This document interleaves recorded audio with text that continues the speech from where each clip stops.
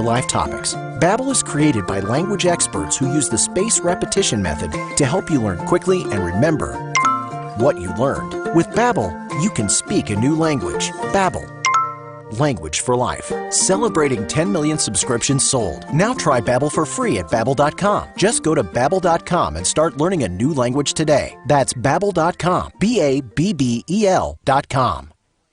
I'd like to welcome you to WCPT AM's Out Chicago. Think of us as Sunday brunch with your gay best friends. Now please welcome your host, Scott Duff. And a happy Sunday fun day to everybody out there. Scott Duff here along with Ellen Miller. Good morning, Scott. Good morning. We're both in our little Yuletide colors. Because it's countdown to the big holiday. I know. Your last show of the year. I know. I can't believe it. I know. It's so bananas. It is. But yeah, so I'm happy that you're here and looking so festive. Thank you. In your snowflake turtleneck. Same to you. Thank you. Yes. We're wearing a little color. We're wearing a little red and white today. We're wearing a little Camden Canes for you. Trying. Yes, and we got a sweet little, well, a bittersweet kind of show today for you all. Part of the sweet, and also a little bittersweet from December 20th through the December 27th. Pride Arts will stream The Higher Spirit, a new film centered on an LGBTQ family struggling to find the spirit of Christmas. We're going to be speaking with filmmaker B. Danielle Watkins later on in the show. And the holidays can be challenging. For everybody, for many, many, many reasons. And a lot of folks, especially like in the LGBTQ community, I guess not especially, but, we tend to be caregivers to our aging parents because, we're not tethered necessarily, or we don't have children, but all of that is changing right now. Right, but a lot of us from the older generation don't have kids. Yeah, so it's when you gathering for the holidays, it can be kind of challenging, especially when you're talking to elder family members, like parents or aunts or uncles or whoever it is, about the next phase of life. Like when you go home, what's happening? How are they doing physically, mentally, spiritually? What are the next steps for you? So we're going to be speaking with Chris Orestes, president of Retirement Genius, to kind of talk about how to navigate conversations around very important and complicated issues of looking at your elder family members moving forward in life. So we're looking forward to that. Yep. And of course, 'tis the season for gift giving.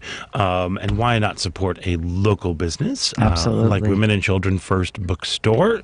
Love them over there. We're going to be speaking with Ida Cutler, who's going to be giving us some gift ideas and some book recommendations of queer authors. It's a great way to, support a local business, a local queer business, a local feminist business. It's Chicago's only feminist bookstore, and a way to, get some gifts done. I went in there the other day. It was hopping. I bought some Christmas cards over there. Good. Yeah, anything. I mean, they have lots of different things you can buy. They have everything over there. And they're, I was chatting with Sarah, who's one of the, Sarah Hollenbeck, who's one of the owners there. She was like, we're kind of bananas because of the pandemic last year. They had to switch they were closed. They had to switch everything to online orders. So that they figured that out, and that's doing great. And then they have all of the traffic now of folks coming in, so they've got a great problem. Yeah, they're busy. Yeah, they're busy. Yeah, that's a good problem. Maybe they have some job openings for people. We'll ask her. We'll ask Ida. I don't know if she'll know about that, but she does know her queer authors, so yes, we're very excited about that. And of course, we would love to hear from you. So give us a call at 773-763-9278. That number again is 773-763-9278. Of course, you can find us on Facebook, where we are coming at you live. You can go to Out Chicago Radio, or go over to WCPT 820, Chicago's Progressive Talk, and you can tune in and leave us a message there. And while you're at it, why not follow WCPT on all social media at WCPT 820 on Facebook, Instagram, Twitter, and the TikToks. So there we go. Ellen Miller, how are you? How was your week? Our week is starting to get busy like it used to be before the pandemic. We're kind of back. We now go, oh, God, we're free tonight to stay home. What a difference a year makes. Right? But we had a couple cool things that happened. We went and saw a wonderful woman singing at Space named Allison Russell. Do check her out. She's an amazing African-American woman, and she really speaks truth. She's had a very interesting and challenging childhood that she talks openly about. abusive father, and wow. not the greatest situation, of course, with a mother that was probably a little bit complicit. But her music is beautiful. She's found her joy, and she's found her space that just brings so much empathy and beauty with her words and her songs. So that Allison Russell, check her out. I believe she's Grammy nominated as well. Oh, what kind of music is it's do you know Rhiannon Giddings? No, it's sorry. sort of like, I would call it Americana. It's because there's strings and banjo and clarinet and piano. Okay, yeah. You know, Totally and get it's that. rootsy and soulful, and check her out. I think you'd really like Alrighty. her. It was a sold out show, standing room. That was awesome. And then on Thursday we had a little At Properties holiday party. They used to do a big bash, Scott, at the Field Museum. You know, dressed to the nines. 2,000 people. Blah blah, open bar, crazy food. But we haven't done that obviously now for 2 years. But they did a little thing in the neighborhood in Wrigleyville, and Kathy and I then ventured out to the Clark Street bars. Where the two of you were just festive. If anybody out there if you feel like you need a little extra push to get in the holiday spirit, I don't hang out in the Wrigley bars, for obvious reasons, a million reasons that I won't count now. But they were doing a thing where they were inviting Lakeview residents to come starting at 6:00. There were families, there was diversity, there were people of color, which I never see, obviously, in the neighborhood on Clark Street. Yeah. There was a bunch of, there's rooftops on these bars that they've decorated with sleighs and displays, and you put your face in the lighted gingerbread men and take pictures. It's just, you can't help but get in the spirit of it. And it was wonderful to see a different looking crowd in the bars. Like I said, people have there's little fire pit areas that they have and inside the bars because they're covered, but they still have these fire pits. And it was it just felt good. Let me tell you, there are some times when I actually, like this time of year, when I do a show at Laugh Factory, I instead of hopping on Lakeshore, I drive up Clark Street just to drive, because they go like Christmas throws up all over. It's like they started doing it a few years ago, and it's so cool. The wonder, I don't know. I'm like, here's me. I'm like, what did it cost to do all this? But but I do recommend it. And if you're like a little older and not into the scene, go early. It gets dark at 4:30, so go over there 5, 6 o'clock before and earlier in the week. And we just walked in and out. We just walked in and out and did a tour. And we just want to look. Yeah, we just were looking as a little bit of a tour. So anyway, did that and had a neighbor's. My neighbor and his husband had a little holiday gathering last night, which was lovely, and just being thankful that I've had all these lovely things to do. And I know you've had a difficult week. Yeah, it's been it's just been this week for some reason. Just the hits kept coming, and it was just really kind of a challenging week. Just because it's the holidays doesn't mean everything's joy, happy. And I know you lost a dear friend. I did. I lost my friend Eric Burns passed away on Friday at the age of 45 from colon cancer, and it was just tragically sad. Yeah, and it was fast. Eric was he was on the board of About Face Theater. He is, which Scott is a charter. I'm a founder. founding member of About Face Theater, and he was married to Benjamin Sprunger. We've had on the show. We've had on the show many times. An actor around town. He works for Center on Halstead right now. He's in charge of individual giving for Center on Halstead right now, and it was just a huge blow. He was 45 years old. He was diagnosed last November, so it was a year that it all kind of happened, and so it's been kind of to lose a friend like that. And he was such a force of nature. Oh, I could see from the Facebook pictures. He really was. And I mean, talk about somebody who like lived out loud and was just wanted to celebrate the world, and celebrate you. He was always very good about like our friend Paul Oakley Stovall, who we've also had on the show, who's now touring in Hamilton. I think he put it best. He was like, Eric was the kind of guy that you would go when you saw him at any sort of like their parties were always I'm sure. Phenomenal and amazing. And, you saw them at an event or whatever. He would always pull you aside and be like, write that song, write that play, just keep doing this, do this. Very encouraging. And he was always the son, like he was the life of the party. He brightened up every room. He was very smart, but also very just goofy. He was just. And you shake your head because they say, to have colonoscopies at 50, and once you turn 50, and he was under 50. Obviously, he was 44 when he was diagnosed. Yeah, actually, and Ben, when he was and made the announcement, and everything, he wrote something on Facebook, which I want to read to you. Just so, hey everybody, so Eric was diagnosed November 19th, 2020, at the age of 44, and was taken from us less than 13 months later. He was never afraid of doctor visits and always went at the drop of a hat as soon as he felt something was wrong. This was no exception. As soon as he felt something was amiss that October, he went to the doctor and kept going back to the doctor until they ordered a colonoscopy and discovered a small tumor. The CDC recommends that all adults get screened for colorectal cancer beginning at age 45.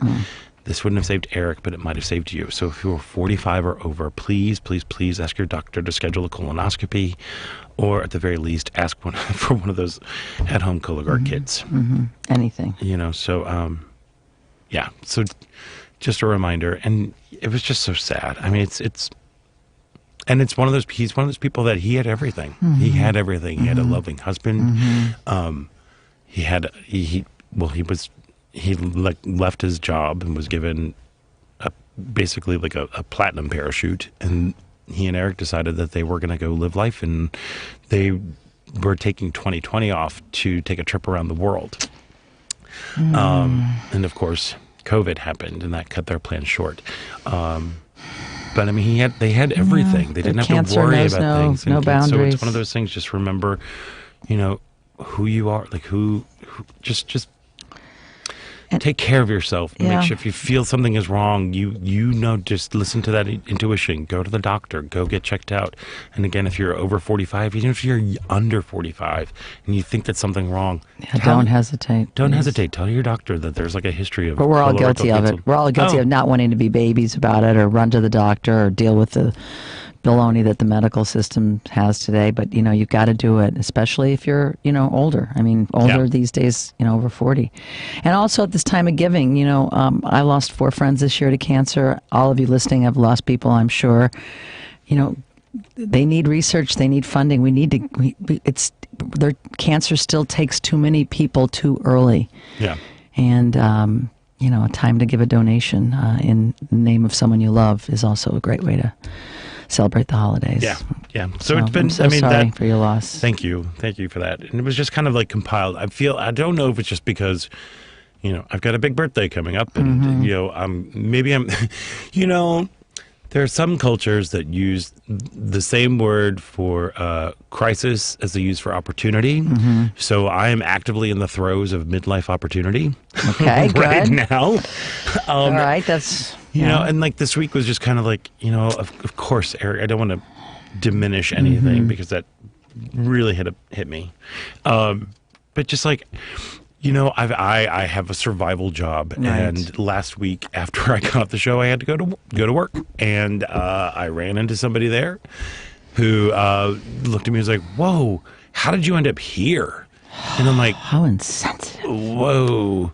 Well, I immediately said benefits and a 401k. So that's what I said. What was right their there. response to that? She's like, I don't know. This is just crazy, man. I'm like, okay, all right. Oh, boy, I guess you can't relate, dude. Sometimes, yeah. So that was challenging. And then that night when I got off, somebody had knocked the side mirror off my driver's side, the driver's side. Fortunately, they left a note, and they've been very responsive, so that's nice. But my new to me car, I had this I know, mirror, your cute little Mini Cooper. Mirror knocked off. And then I got a letter earlier this week that looked kind of shady. When I opened it up, it was like somebody has been using my identity to try to cash checks. I'm like, wait. And they sent you a letter about it? They sent me this letter. They said because of something about how the whole thing is very, very shady, but they sent a copy of the Illinois driver's license that has my name and address on it. It's definitely not me, and it's not my license number, and it is not my birthday. That's listed on there. but somebody was trying to cash checks, and this check too looked like it was from, like when credit card companies send you checks to be like, hey, we shred that you and just throw them away. Yeah. Well, it seems like they got their hands on one of those and tried to write a check. Well, here's the kicker. I called, somebody is using my name and address to try to cash these checks. So I called 311 to file a police report. When I called the Chicago Police Department to file a report that somebody is using my name and my address to try to cash checks, they're like, well, no crime has been committed. I'm like, no, they have an ID. They're trying to claim that they are me. This is a thing. And then they were like, no crime has been committed. Like, but this is a felony. This is identity theft. Here is a copy of the driver's license that they are using. It looks like an Illinois state driver's license. It's not real. Clearly, it's some of the information is wrong. Some of the information is dead correct. Who sent you the letter? Was it a merchant? It was. Well, it was this Western Union place where the check had been tried to be cashed. And then they hung up on me. The CPD. I'm like, wait, what? What? I mean, it was just bananas. So I'm kind of like, you know what? You called the bank, though, too. Well, nothing happened. I mean, it's not my account. Like, they're not trying to take money from my account. They're just using your identity to get money from. But then when the checks are bad and they don't work, they're going to come after you. I mean, that's why you have to file a police report. Which is what I did. Yeah. I tried, so at least there's a record on it somewhere. But it was very, very frustrating. I'm sorry. So it's been one of those things where it's like, and then the sad news of Eric. Yeah. Passing. So my antidote was to not go to survival job and to spend time with Jerry. And we made dinner and we lit a fire and wrote letters to folks that we loved, like handwritten letters, just to that's so nice. I think that's a great way just to remind folks, that you are loved and the people that are around you. And people really appreciate that because they don't get a letter from someone like that very often. So it's just one of those things, and it's just even a little note, just like, hey, just want to let you know that I'm thinking about you this time of year and always. And I text people, but because maybe my hand, I have an inferiority complex about my handwriting. So do I, because we don't practice it anymore. We don't write anymore. Yeah, so that was like a good therapy. Yeah. And then watched It's a Wonderful Life, which is one of those movies. I cry every time. Every time. Single time. And we're like I said, sobbing. Like it's heaving breaths, tears down my face every time. Depending on where you are in life for that year, too, because some years are more difficult than others. Yeah, but it's really just wonderful it's like a wonderful reminder that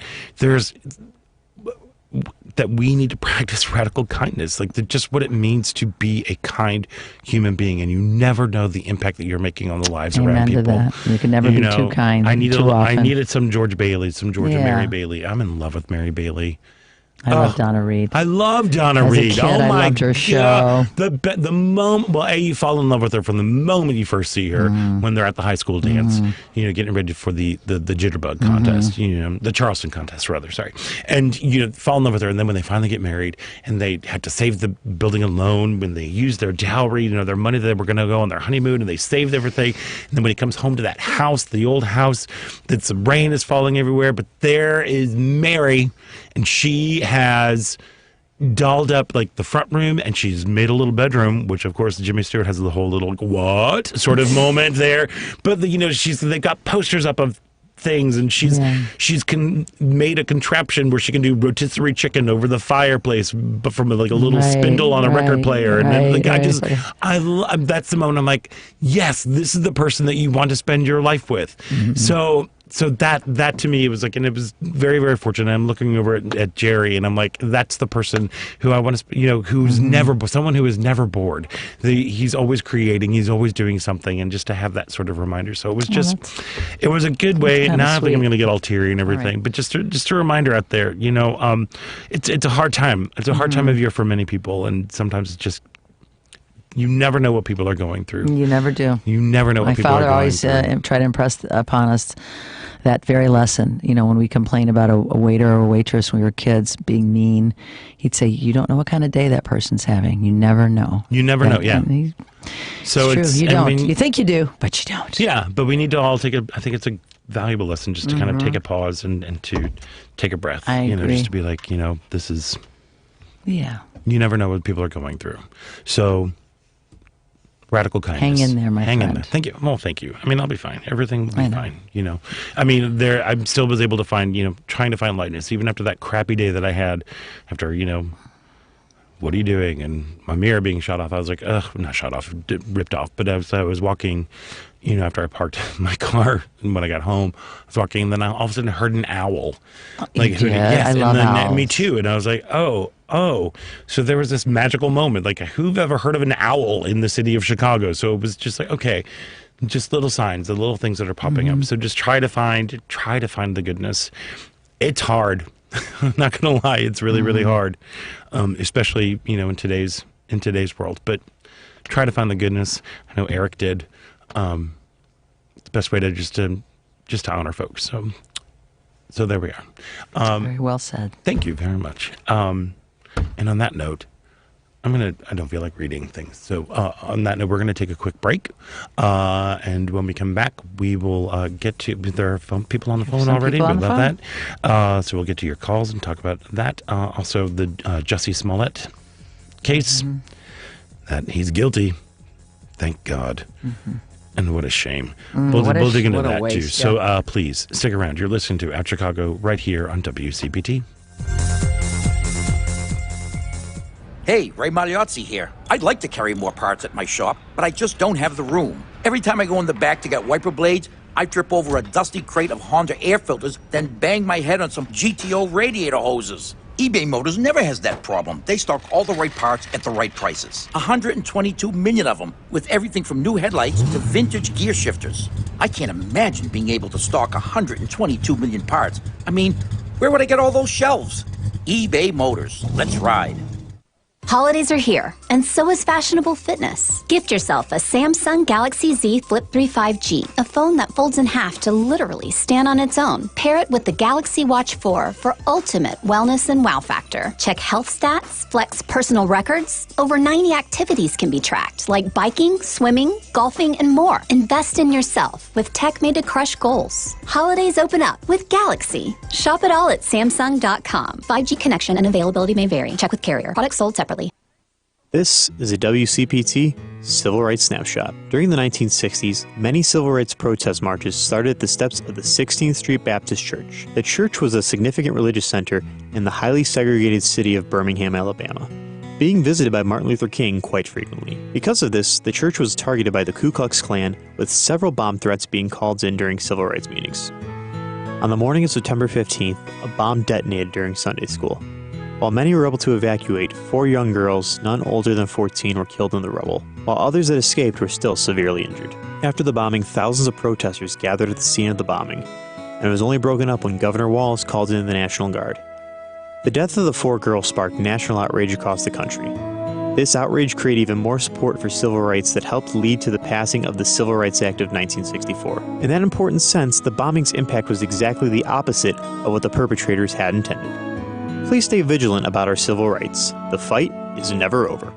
The old way of living with diabetes is a pain. You've got to remember to do your testing, and you always need to be sticking your fingers. The new way to live your life with diabetes is with a continuous glucose monitor. You simply apply a discreet, easy-to-use sensor on your body, and it continuously monitors your glucose levels, helping you spend more time in range and freeing you from painful finger pricks. If you test your blood sugar at least 4 times per day and inject insulin at least 3 times per day, or use an insulin pump and have private insurance or Medicare, you might be eligible for a CGM with little or no cost to you. Call U.S. Medical Supply today for a free benefits check. We offer free shipping, 90-day supplies, and we bill Medicare or your insurance directly. Call now and say goodbye to finger pricks.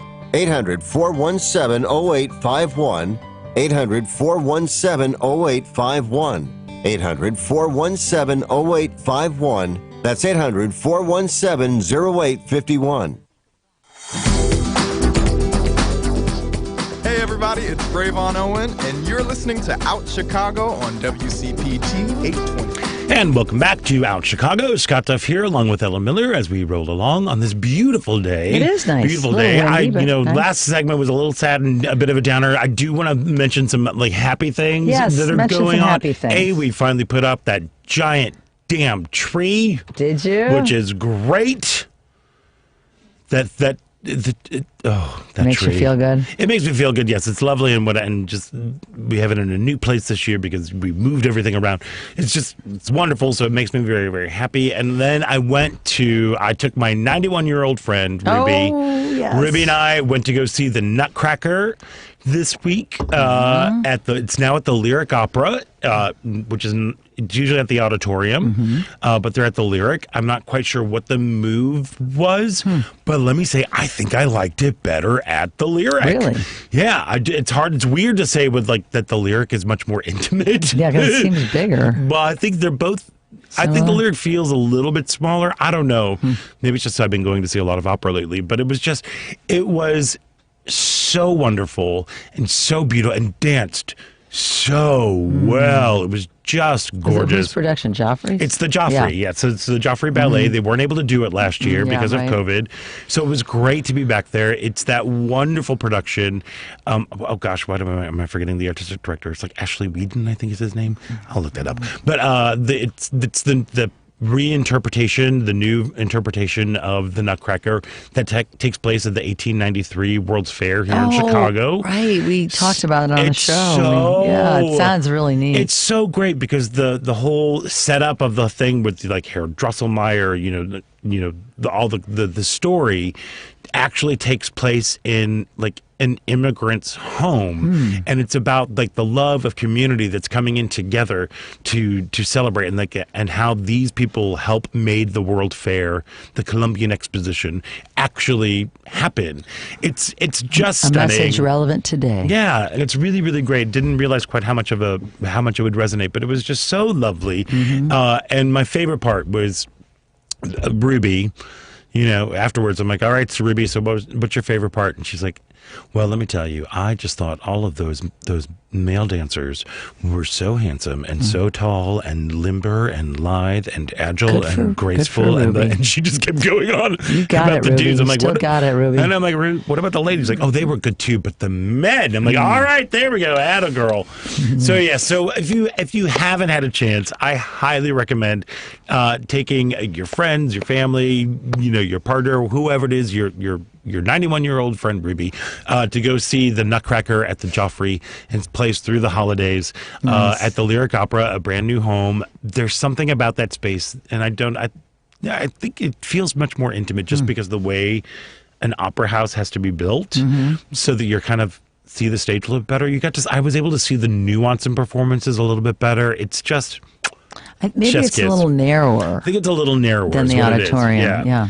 But it's just wonderful. It's great. Beautiful. So yeah, that's a good recommendation. So there Thank we you. go. So make sure you do that. And now we'll get to your calls. Thank you so much for waiting for us, Michael O'Connor, our good buddy who I haven't talked to in a while. How are you? And happy holidays to you, Michael. Hi. Yes. Happy holidays to both of you. Thank you. Same to you. I just want to reiterate, that every day above the ground is a good one. Yeah. Yep. And so with that in mind, that's how I normally move through my days. I am a senior, and because I was a senior, yesterday I joined about 8,000 seniors down at the Hyatt at the Housing Authority, for Chicago Housing Authority's annual Christmas party, and it was nice. I had a good time. Shout out to table 72. There were 121 tables there, and it was socially distanced, and everybody had our mask, and it was a good time. I got a chance to do the wobble on the dance floor. All right. That often. So that was great. But what I also wanted to talk about was Jussie Smollett. Oh, yes. Now, I don't know if you two remember, but I am still an advocate, and I believe that the presumption of innocence is first. But because he was tried through public opinion before he even got to 26 in California, I just thought that it was interesting how it played out in terms of the media. They did the Dan Webb's version of what happened all over the news, and for the most part, that's what I saw. But I also know, because I as a former paralegal, I see African American men before the bench on an ongoing basis. And then I grew up in a neighborhood where birds literally use the telephone book to beat people with, and third-degree burns by holding them far against the radiator that was in the police station. This man died in Florida with a pension. So as far as I'm concerned, I think that what needs to happen, I'm disappointed concerning far as the latest developments, but I also know that appeals are won not by content of case, but what happened as far as the behavior of the judge and the instructions given to the jury. So I think with that, he does have, and it'll be interesting to see if the Mbaki court will take it. But what I really think is interesting is the L.A.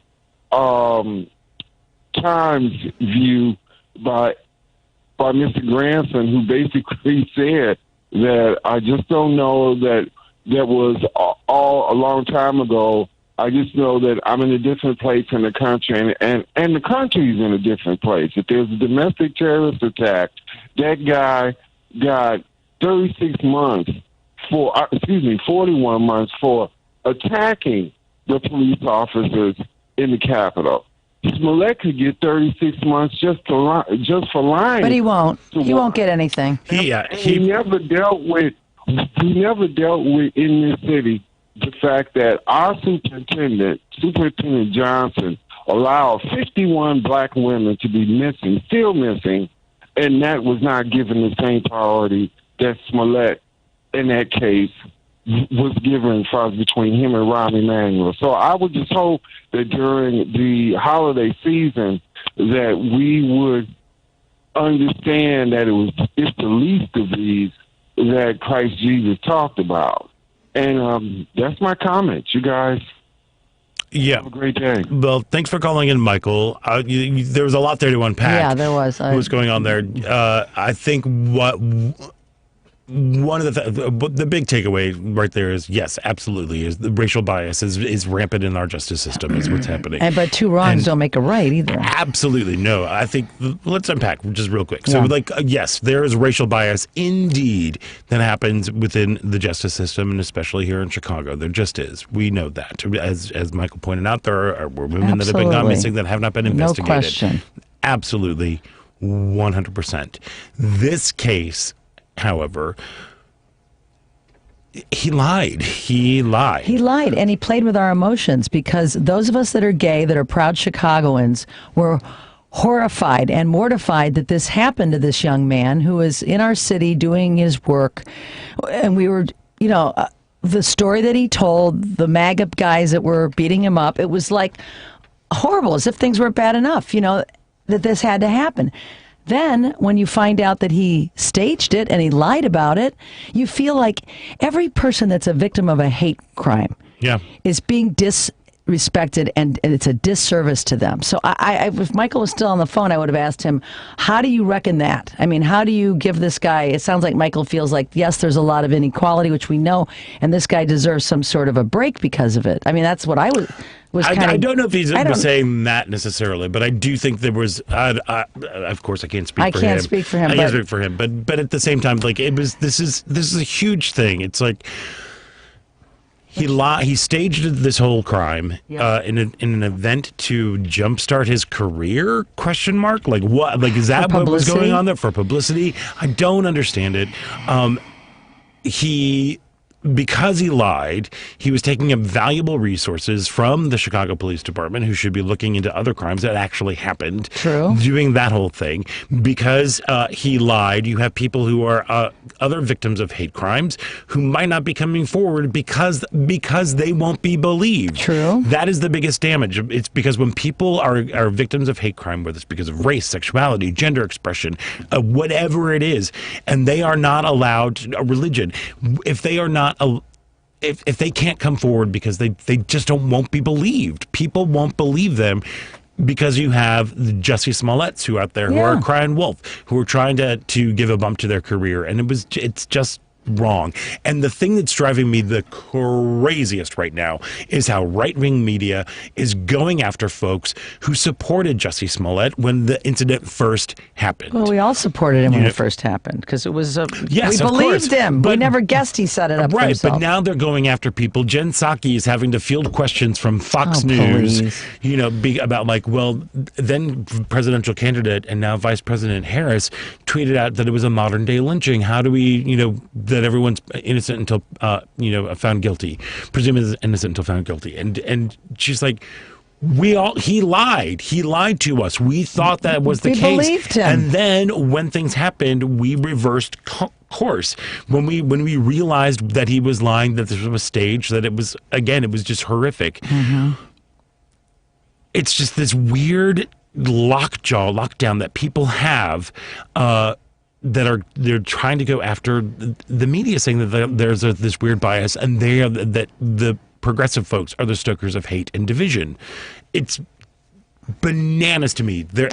Elliot Page was trending on Twitter because at the time then Ellen Page was on Colbert, and people were just disgusting towards Elliot Page, towards him. It was just ridiculous about the transition. Because of the transition, because of his stance on this thing. Again, before all of the facts came, before everything came to light that he had lied about this, we all felt bad for him.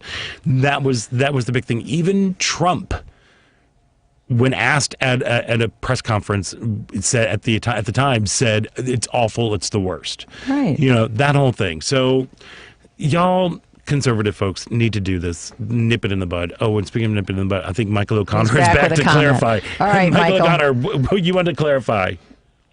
Yeah, I just wanted to make sure that you and Ellen Farrs understood. I know that this man was guilty of something. When I saw the brothers, I mean, they were laying up in the bathhouse with him. Mm-hmm. Right. So they couldn't have been straight. So they lied on the oath. So with that being said, I also do not think that we should stereotype and put everybody into the same category because they are hate crime victims. First of all, that's part of the problem. That's what the conservative people do. And we shouldn't do what they do. If they had their way, they would ignore all of us, regardless of if we've been further attacked. They don't like blacks. They don't like gays. They don't like lesbians. They don't like anybody who is not rich, white, and a Trumpite. And that's the problem. And so I would like to see us address the problem in terms of solutions. I don't deal with Fox anymore. I don't turn them on because I know that will give them ratings.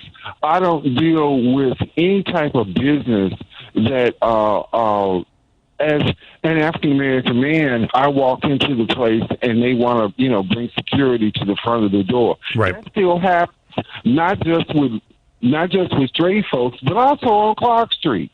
So I was glad to see that Ellen did see some of us on Clark Street. But I'm still here in Bronzeville, and until I see the LGBTQ community here in the city of Chicago directly address racism, transphobia, and all of the other isms within our community, I will continue to speak out. And that's my comment.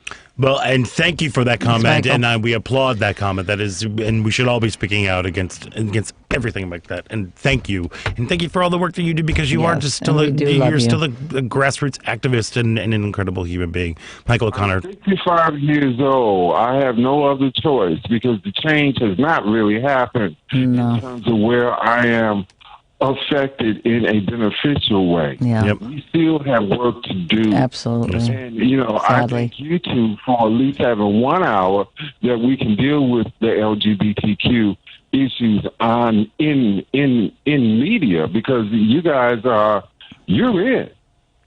Yeah. Well, Tag, you two are it.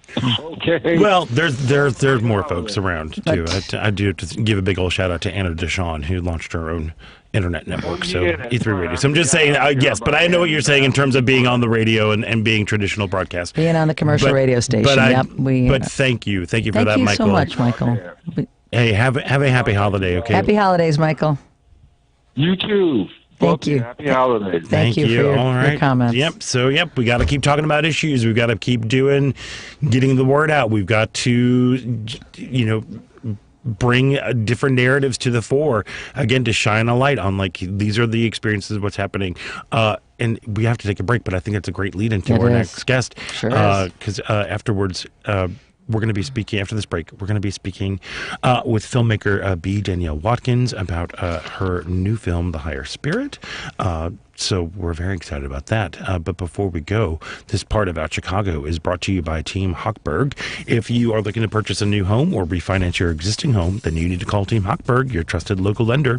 Sam, 30, a first-time home buyer, called his dad Pete because his realtor's preferred lender wasn't responding to his calls, emails, and texts. Gross! Pete advised Sam to stop wasting time with his realtor's preferred lender and recommended that he call Team Hochberg, the only lender he trusted to help his youngest son secure the financing for his first home. Team Hochberg answered Sam's questions, responded quickly to his texts, calls, and emails, and helped Sam secure the mortgage on his first home. Now, breaking news, you are purchasing the home and you do not have to use your realtor's preferred lender to secure the financing on your new home. Team Hochberg has helped thousands of WCPT listeners like Sam secure financing on their new home, and they'd like to help you, but they can't help if you don't call 855-56-DAVID or visit 56david.com. That's 855-563-2843 or visit 56david.com. Homeside Financial, Equal Housing Lender, NMLS 1124061. Got to take a quick break. When we come back, we're talking about The Higher Spirit, a brand new film centered on the LGBTQ family by filmmaker B. Danielle Watkins. So stick around. You're listening to Out Chicago right here on WCPT. The David Pakman Show. Anecdotally, people have written to me and they've said, listen, David, my employer claims to be hiring. The companies are listing jobs in order to placate the workers they have. We're hiring, but really it's to keep the existing employees doing the jobs of 1.5 or 2 people calm as they continue to do way more work than they normally would. The David Pakman Show, weekday evenings at 10 on WCPT 820, Chicago's Progressive Talk. If you have been financially affected by the COVID pandemic, then this message is for you. Are you among the many folks who have lost their jobs, or if you've been furloughed or working from home at a reduced pay? If you have credit card debt and cannot make your monthly payments, we at Debt Fix Pros can help. Call us to see how we can reduce your interest rates and lower your monthly payments. If you are struggling with credit card debt, we can help. Call 800-707-1097. That's 800-707-1097. We're planning a trip to Spain later this year. But our Spanish is pretty bad. So we're using Babbel. Babbel's conversation-based method teaches you real-life words and phrases. And with Babbel's interactive bite-sized lessons, you'll remember what you learned. There's no easier way to learn another language. Ahora hablamos español. He just said now we speak Spanish. Babbel, language for life. Now try Babbel for free. Just go to Babbel.com. That's Babbel.com. I'm David Hochberg. It's Sunday. You either recently filed for or are getting ready to file for a divorce. You have questions about your home or purchasing a new home, which is why you should call Team Hochberg, your trusted local lender. I've been divorced and know how overwhelming divorce can be, but it doesn't have to be that way. Team Hochberg has helped thousands of listeners, but we can't help if you don't call 855-563-2843 or visit 56david.com. Homeside Financial Equal Housing Lender unless 112-4061. This is a WCPT Veteran Minute. After the death of his mother, John Clem enlisted to join the Union Army, but was rejected twice for his age and his height. But Clem did not let this stop him, as he tagged along anyway with the 22nd Michigan Infantry and was later made an honorary drummer boy at the age of 10. During the Battle of Chickamauga, Clem was almost captured by a Confederate colonel, but Clem was able to save himself by grabbing a sawed-off musket just in time to shoot the colonel and escape. After the battle, Clem was given the nickname the Drummer Boy of Chickamauga and was promoted as sergeant at just the age of 12 years old, the youngest ever. After being wounded twice, Clem accepted his discharge at the age of 13, and after graduating high school, President Ulysses S. Grant appointed Clem to lieutenant. Clem passed away in 1937 and is currently buried in Arlington National Cemetery.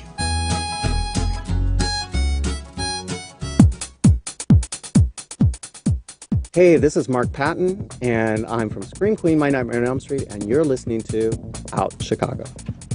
Welcome back to Out Chicago. Scott Duff here, along with Ellen Miller, as we roll along this holiday season. We've got our holiday cheer on. Yes, we do. There we are, because it is, 'tis the season. And one of the things that I'm excited about this season is that there seems to be, like, there's a new wave of queer holiday films.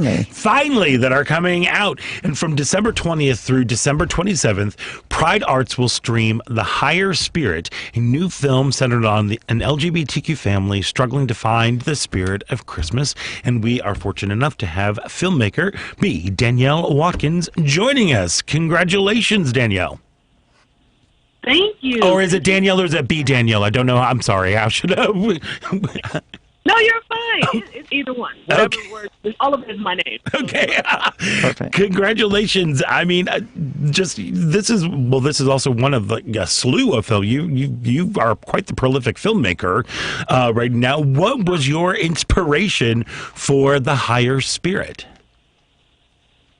Well, The Higher Spirit is actually my second Christmas feature film. The first one we centered around friends. So when walking into preparing for this one, it was like, okay, we already did a Friends Christmas story. Let's talk about a family. But, you know, in our community, especially in the African-American LGBTQ community, family looks different. Family feels different. So I needed to figure out how to encompass that in a holiday film. And Danielle, you're a writer, I understand, but you didn't write this. You just directed. Is that true? No, I wrote this. You did write it. Yeah. Oh, okay. Okay, great. Yeah. So the film centers around a couple who's been together for 35 years. I mean, it's been a long time, but they're together, and they have a bunch of adopted children. Each, again, I think you share on the complexities of modern life, and everybody is going through their own personal struggles. Mm-hmm. There's a lot to unpack with this film. What was your focus as you were creating, just sitting down to write the screenplay? Because I know you were like, okay, we did the Friends thing. Let's look at the family, and how did you expand this family? First on the page, and then when you later got to set, what was it like to take that team of actors and to create this vision? The biggest thing when I sat down and put it on paper was authenticity. Mm-hmm. And each person's struggle for somebody in the crowd or somebody in the audience to be able to look at that and be like, man, that's real. Yeah. Even down to the character Shane, who is struggling to tell her family she's no longer gay. Right. This is a story that's rarely told because we're always talking about the families who accept the gay or does not accept it, and they're a traditional family. So now we're looking at a family who everybody is accepting of the gay lifestyle, and then here comes someone who has changed. Mm-hmm. And the fear presented with that. When we cast it, it was very important for us to see people who felt like the characters. And so I was going to ask you, Danielle, about casting it. How hard was it to cast, and what was your process for getting, finding these? It was beyond difficult. Yeah. The character of Ma Pat was the very last person that was cast, and she ended up being beyond phenomenal. However, going through the different videos and how people were portraying these characters became confusing because all the people that auditioned weren't all LGBT. So what we were getting straight actors who thought they knew how to be us. Which is, you know, we didn't want that. Yes. Right. No, so everyone in the film identifies as LGBTQ? Actually, no. We have about 4 cast members that do not. Okay. Well, I was just just wondering since you brought that up. But the storyline. Say, I'm sorry, Danielle. No, I was just saying. No, I understand asking that question because it was an interesting process. I was wondering about it while watching it because I know it's, how hard it might be to find, people of color that are LGBTQ that fit what you're trying to portray here, and you managed to do a great job with all the challenges. Is this a storyline that is something that came up in your real life, or how did you come to it? Actually, no. I made all of that up. Fabulous. Okay, Fabulous. I was wondering about that. Thanks for answering that. Yeah. So you. Of course. Yeah. Yeah, but clearly you were pulling on your own experiences in terms of empathy and your experience within the community of dealing with this. What do you hope the message that audiences take away after they see The Higher Spirit? I think the biggest thing I want people to walk away from with this film is realizing that we're all human. No matter the sexuality, no matter anything, everybody is human. Everybody is dealing with something. Everybody feels something, and everybody has somebody that loves them. Amen. Amen. That is a great message to walk away with. Simple but true. Yeah. And so Danielle, what is it like? How important is, sorry, let me start over. I'm having a weird day. I apologize. So there is a handful that we know of that are whose movies are being seen. There is a handful of queer, Black, femme-identified, or just queer Black filmmakers out there telling these stories, and getting the queer Black experience out to the world to share. How important is it for representation in films and in television and in media in general, but especially when it comes to these complex narratives that you've put together with a family that is dealing with so many different things on so many different levels? It's beyond important.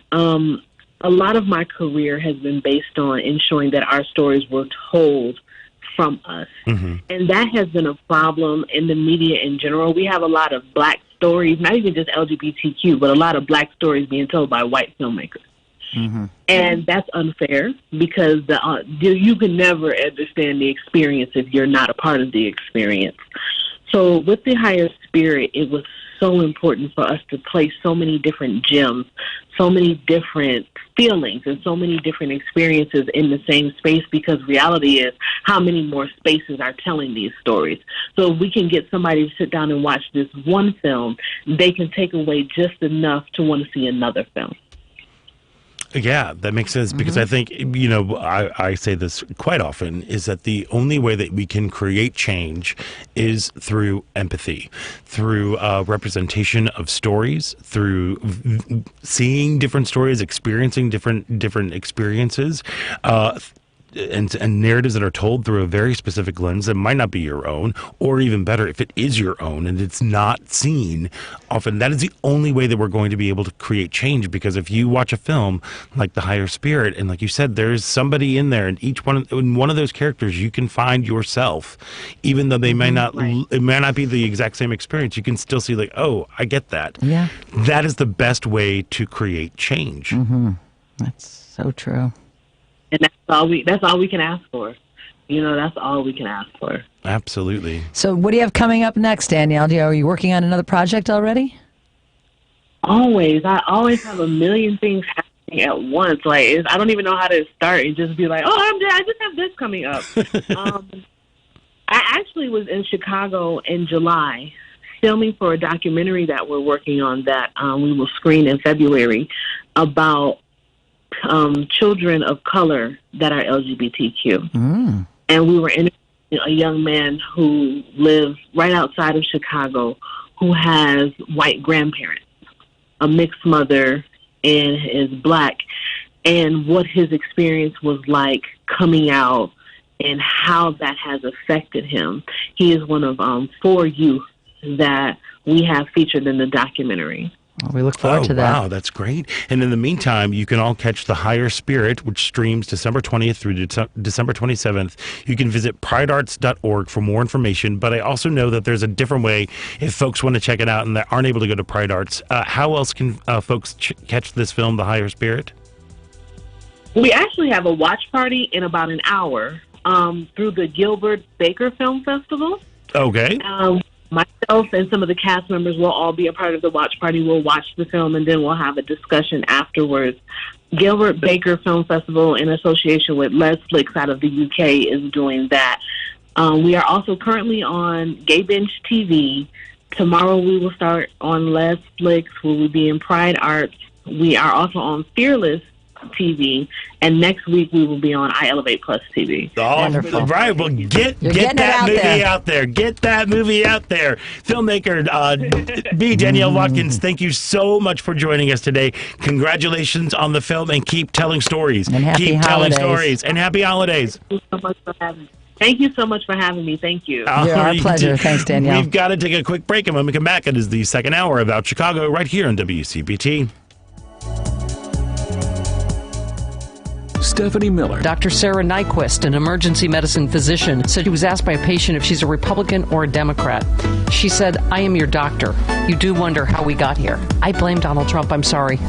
I don't wonder how we got here. When you say, how are we so politicized? Why did everybody just take the measles or smallpox or whatever? Because there was no Donald Trump poisoning everything. Stephanie Miller, weekday mornings 8 to 11. Sponsored by the Porsche Exchange in Highland Park. Visit 4Porsche.com. The number 4Porsche.com. Hello, friends. This is Jason Bassell from Chicago Community Acupuncture at Milwaukee, Devon, and Nagel in Chicago. Well, the holidays are upon us, and there are a million things to do, but don't forget to take time for yourself. Acupuncture relieves stress, pain, and treats all sorts of disorders safely and without side effects. And if you have someone in your life who could benefit from acupuncture, giving them a gift certificate is a great way to get them started. At Chicago Community Acupuncture, we charge about half of what others charge. And don't worry about quality. We have the highest levels of training and over 25 years experience. Top quality acupuncture at an affordable price. Acupuncture has helped billions of people. It can help you too. Call us at 773-853-0920, 773-853-0920, or go to chicomacu.com, CHICOMACU.com. And happy holidays from your partners in health at Chicago Community Acupuncture. The history of Air America lives here. This is WCPT 820, Chicago's progressive talk, where facts matter. NBC News Radio, I'm Dina Kodiak. America's top diplomat is calling for diplomacy, dialogue, and de-escalation from Russia. Appearing on NBC's Meet the Press, Secretary of State Antony Blinken called for cooperation from Moscow as Russia's military buildup continues along its border with Ukraine. Blinken met with GS members in Liverpool this weekend, and the group warned Russia against further military aggression. However, Blinken skirted questions about Vladimir Putin's request for a face-to-face meeting with President Biden.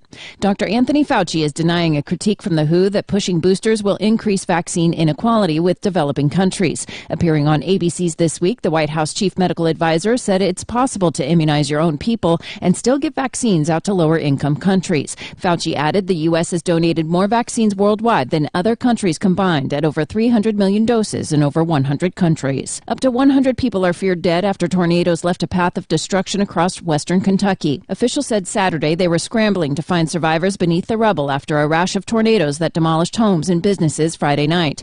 Governor Andy Beshear said National Guard troops have been deployed to assist in the search with rescue efforts focused on the hard-hit town of Mayfield. The mayor of the southwestern Kentucky town ravaged by a tornado is talking about the damage in her community. Not what I ever wanted to see in my entire life. On the Today Show, Kathy Stewart-Onan described the scene as heartbreaking. The Hollywood Walk of Fame is blanketed in flowers. Scott Carr has more. Fans of the Monkees, Michael Nesmith.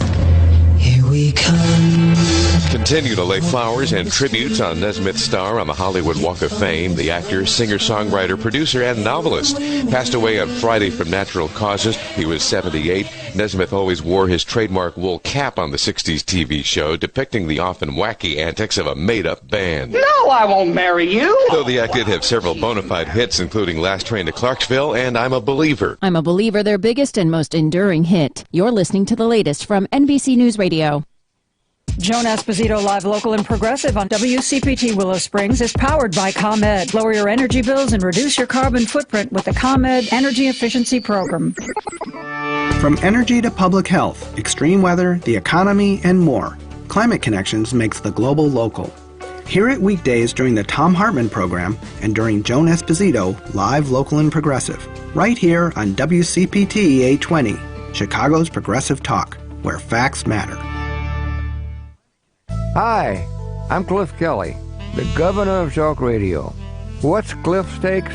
Well, it's a thought-provoking, insightful political conversation with invited panelists and listening audience participation to discuss and address issues that inform how we make decisions. Join Cliff Kelly every Sunday evening at 7, right here on WCPT 820, Chicago's Progressive Talk. This is a WCPT Moment in Labor. In 2009, General Motors was facing bankruptcy as a result of the Great Recession. Wanting to keep their jobs and help the company, the unionized auto workers accepted concessions to allow GM to recover. GM received a bailout and tax breaks, while the employees' pay rates stayed the same. Several factories were slated to close down, the raising price of healthcare premiums, and very few temp workers being moved to permanent positions, all leading to 48,000 United Auto Workers walking out in September of 2019. The workers got together, protesting outside the car dealerships with picket signs and giant inflatable rats. And after 6 weeks of protest and General Motors losing $2 billion, they were willing to negotiate. The United Auto Workers received a 3% pay raise, factories staying open with more being built, a set process for temp workers to remain to permanent workers, and their healthcare premium prices staying the same.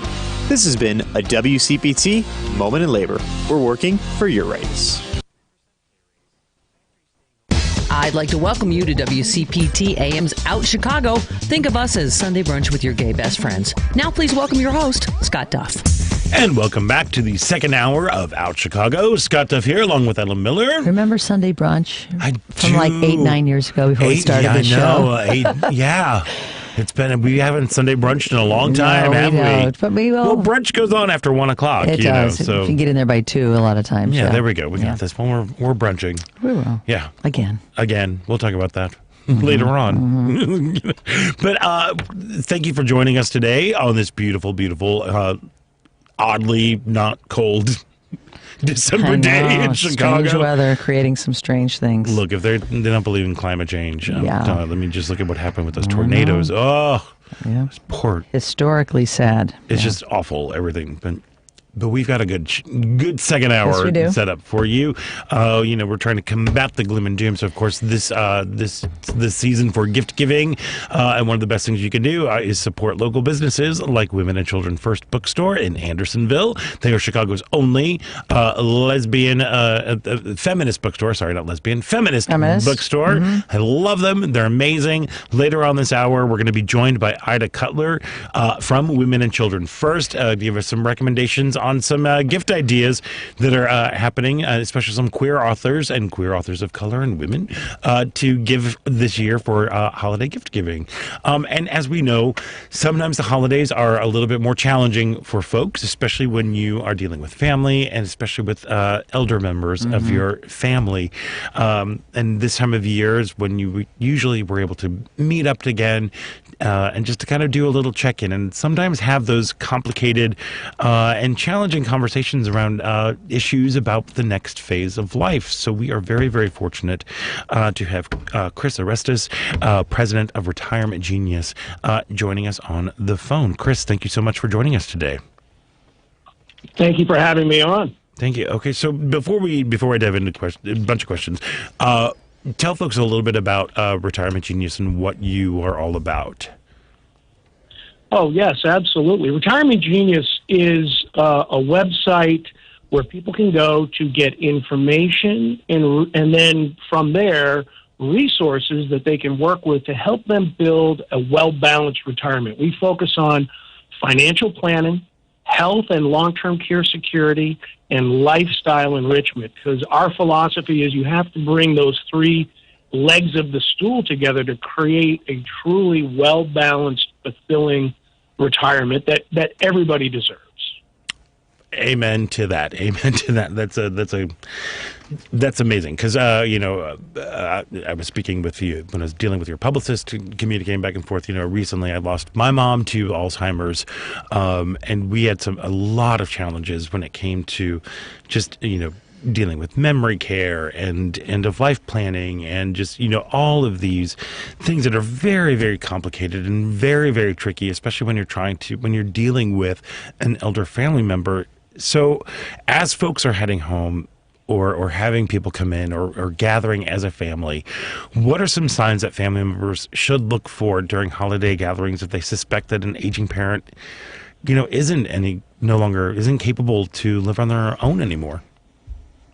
Well, first, let me say I'm very sorry for your loss. Oh, well, thank you. And I want you to know that what you went through, you were not alone. So many families in this country every day are struggling with how to navigate long-term care, how to understand it, how to recognize it. And the problem is it's a topic that most people want to avoid. They don't want to talk about it. It's an unpleasant topic. Yeah. It's an unpleasant thing to think about, that a loved one might not be able to take care of themselves anymore, that somebody you looked up to as a parent all of a sudden might be in a position now that you have to take care of them. So coming together now around the holidays is really a great opportunity for families to level set and look at the current situation that their loved one is in. For a lot of families and family members, some people haven't seen each other in a year, maybe two. We've been navigating COVID, and people have been living in isolation.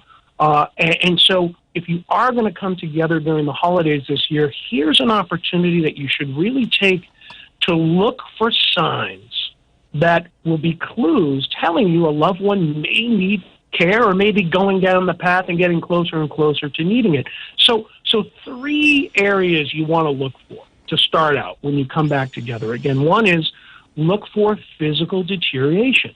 Has there been a lot of weight loss, or is somebody having a hard time balancing? Have they become weaker? They're having a hard time getting up. They're easily winded, or maybe even physical signs of damage. Have there been injuries? And then you're going to want to look for, and I'm sure you experienced this with what you went through, signs of mental deterioration, signs of cognitive problems. And what I say is, as people age, everybody's memory starts to fade a little bit. Everybody starts to lose a step. But it's one thing to walk into a room and forget why you went in there, what it was you went in to do. It's another thing to walk into a room and not know where you are, not recognize your loved ones, not know people's names, faces, or confuse memories, thinking that today you're living in your past. I mean, those are real signs of cognitive decline that you have to pay attention to, and that's much more than a senior moment, quote. Yeah. So, Chris, sorry, go on. Yeah. No. Well, and then just the third of the three. The third area to be looking for is also environmental deterioration. You go to visit your loved ones, and the house is all of a sudden a mess, or there's damage, burn marks in the kitchen from flash fires. The car's crashed in the garage. You want to look for things are out of order, and it's not the kind of well-kept house. It's disheveled. Things are out of place that you're used to. Environmental deterioration is another clue that there could be trouble. Yeah. So when you see the clues, like my family, my siblings and I did before my mom passed away a couple of years ago, and we had kind of a intervention, if you will, and gathered around to tell her that the independent senior living situation she was in, we felt was no longer safe for her, and that she needed to get more help. And my mother started crying, and it was hard for us to watch. What advice can you give people like myself and my siblings that went through this when we're trying to tell, as gently and kindly as we can, our loved one that it's time for a change, and they are just not having it? Right. It starts with, and it sounds to me, I bet like you did this, the siblings and the in-laws as well need to come together and be on the same page before somebody ventures forward with the announcement that they think someone needs care. You don't want to be sitting at the dinner table and say, Mom, pass the potatoes, and by the way, I think you need to go to a nursing home. Right. This is something that's delicate. Right. You have to, and so, first of all, family has to be on the same page. You don't want to have dissent. You don't want to have some people saying they think that they see what they're seeing, and the other people are saying they don't, and it starts to become an argument amongst themselves before you've ever even in front of the loved one. So the family has to get on the same page and then bring forward that message in a positive way, in a delicate way, because it is delicate, and it is something that can be hard for them to hear. And you know what ends up happening a lot of the times is, particularly if you have loved ones that are still a couple living together, your mother and your father, or even amongst the siblings, people start acting like caregivers. They're giving care, and they're almost acting like a full-time home care provider, but they don't realize it. They think that that's just the lifestyle. So while you're telling them you think they need care, they're saying, no, we're fine. I mean, I'm never going to get injured getting in and out of the shower because, this one is helping me get in, and they're turning on the water. They're helping me get out. They're toweling me off. So of course I'm showering on my own just fine. Well, no, that's actually what would be considered a loss of an activity of daily living. There's ADLs that if two or more of them are no longer functionable for somebody, those are triggers that will actually open up the gateway to moving into a nursing home. And those are the things you're going to want to be looking for together as a family. Exactly. Yeah, and I mean, again, these are just such complicated issues because it took us a while because none of my siblings lived near my mom, so it took us a little bit of while to really catch on to some of the deterioration. It was just little things that we saw whenever we would get together. What do you do? Because like Ellen's mother, she was, just totally upset about having to move to a different, facility or anything. My mom, who, for lack of a better word, got good of hiding her moments, how, aside, I mean, I think those three key points that you pointed out, like looking at the deterioration of, the physical health of the actual space within and the actual home, what are some ways that you can actually, or what are some things that, because you gave some very big things, like a car crashing in the garage, like that's a big red flag right there. But sometimes it's the smaller moments. What sort of advice do you have, like in terms of like just kind of catching on, or if you are that elder person and you are doing okay, like how if you are the elderly parent, like how do you let everybody know that you are doing fine, that there might be some challenges, but overall you're okay? The need for long-term care comes in one of two ways. It either slowly sneaks up on you, little bit by little bit, and it's almost unrecognizable to the people who are seeing you on a daily basis. And that's why getting together back against the holidays, for somebody who hasn't seen somebody for a long time, it can be much more striking. Or it can just, because of an injury, hit you overnight, like a slip, a fall, you break your hip, you go into a hospital, and then within a couple of days, they're going to discharge you to a rehab facility, which is going to be a nursing home. So what people don't prepare themselves for is understanding these differences between what are the different types of care: home care, nursing home care, assisted living care, memory care. What are the different ways to pay for it? What does Medicare cover? What does Medicaid cover? So if it's either something that's being dropped in your lap overnight, and unfortunately now you're in a scramble to figure the whole thing out and the clock's ticking, there are resources to look for and things to do that you can get help. But if it isn't time yet, and you can show, and I always say this, the proof's in the pudding. You're together again, the family might be concerned, and then you can show them, well, look, physically I'm okay, and look around. We are doing okay. The house is fine. I'm not slipping up mentally more than would be normal for anybody my age.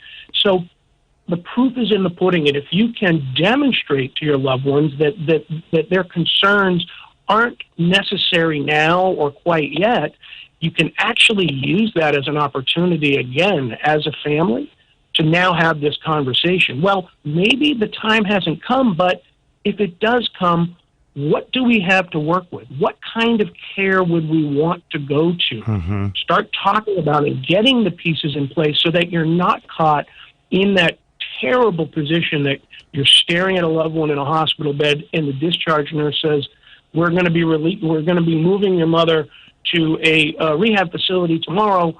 What do you have for insurance? What do you have prepared? What are your wishes? Is there medical directives in place? Is there a power of attorney? So here's the opportunity to get those things in place.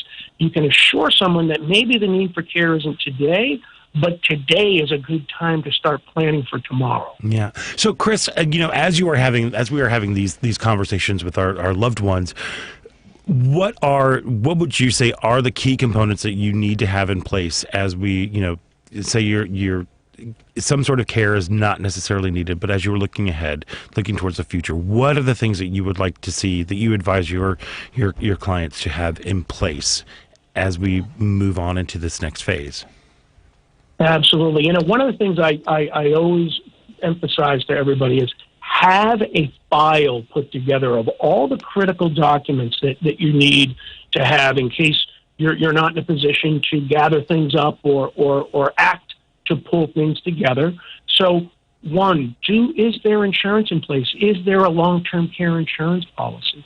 Or is there life insurance? Because a life insurance policy can be used a couple of ways. You can hang on to it until the person passes away as a death benefit for beneficiaries, or you could use a long-term care life settlement to help somebody pay for care. So you want to figure out, how are we paying for care? What kind, so if there's insurance documents, let's have them together in a file. If there's a specific facility, let's say an assisted living community or a home care company you want to work with, have taken the time to have looked into it and met with those folks, maybe have that information in the file. Then, is there a power of attorney in place? Has somebody among the siblings been put in a position to act on behalf of as a power of attorney? There's a couple of different types. There's a medical directive, medical power of attorney, and there's also a financial power of attorney. You want to have somebody in place to be able to act on your behalf on both of those fronts. And having medical directives in place so you're clear about how you want your medical wishes to be acted on. Things like, would you want to be resuscitated? Would you want to be on life support? Would you want to be fed through a tube? Those are things you can deal with and decide how you want things to be managed for you.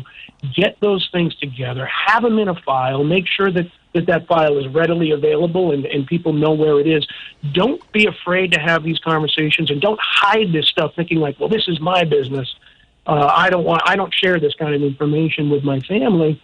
That's the exact opposite of what you should be doing. Everybody should be on the same page and know what the resources are and what your wishes are moving forward. I totally agree with everything you said. I was the sibling that was the one that was the point person, and you're exactly right on all points. Yes, thank you. Yeah, so often what the long-term care journey is not one that's faced alone by somebody. It's a family journey, and everybody gets involved. And from so many families in this country, there's siblings that are spread all over. So you're going to have somebody who's probably the closest to home who ends up taking on the brunt of it. You might have somebody in the family who's a legal or financial type of person who could take on those aspects of it. And unfortunately, oftentimes you'll also have a sibling who's sort of working from the peanut gallery. After everything gets done and being handled, they start second guessing and asking all sorts of annoying questions. But you need to all come together, work together as a team to do what's best for your loved one, to make sure that this turns out to be as positive an experience, as healthy and safe an experience as it possibly can be for them. Absolutely. Good points. Absolutely. And I think it all also comes, you need to approach this conversation from the aspect of love, from like, we love you, love and kindness. Love and kindness. We are worried about your safety. We are worried about your health and well-being.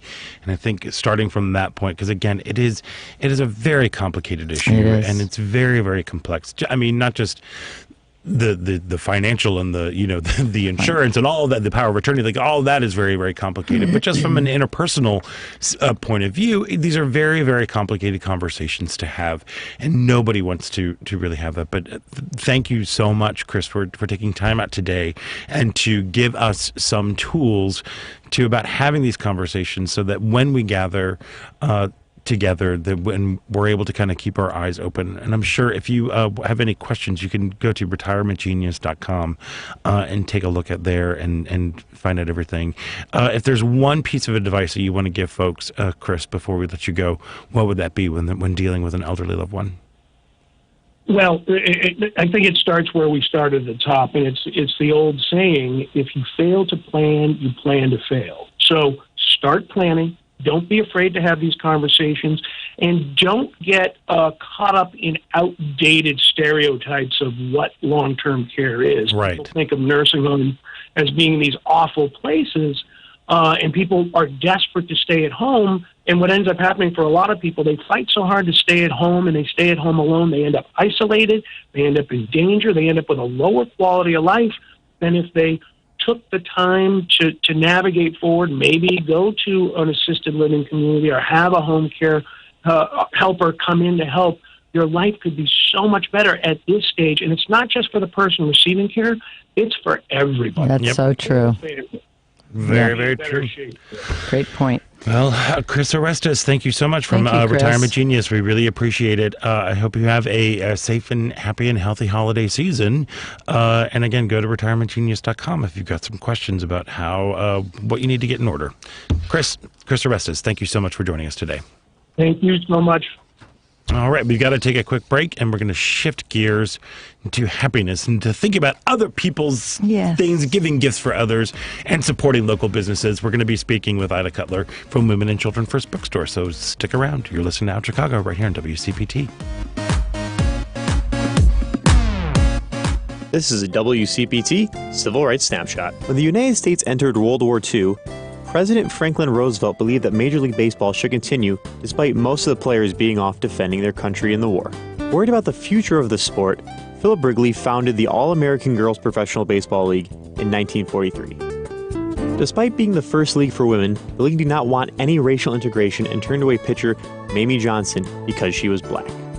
But Johnson's love for the game did not let this stop her, as Johnson and two other women of color tried out for the Negro Leagues, and all three of them were then signed by the Indianapolis Clowns. The three women faced struggles from their male counterparts, but won over the league and the fans with their playing ability. During their run, the Clowns had the highest attendance, beating out any team in Major League Baseball and the All-American Girls Professional Baseball League. Please stay vigilant about our civil rights. The fight is never over.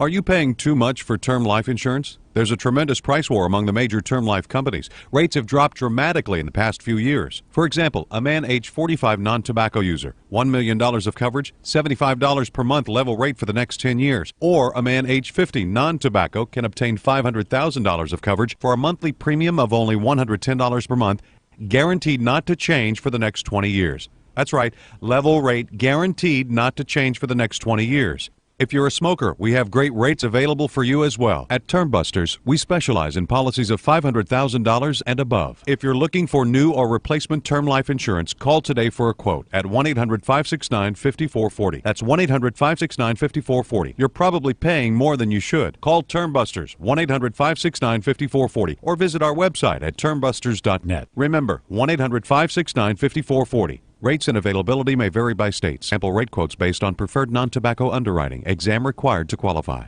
Are you putting your retirement savings in a 401k or IRA? Then I have one word of advice. Stop. Experts agree the 401k has been a dismal failure, and even the man who invented it now says it's a monster that should be destroyed.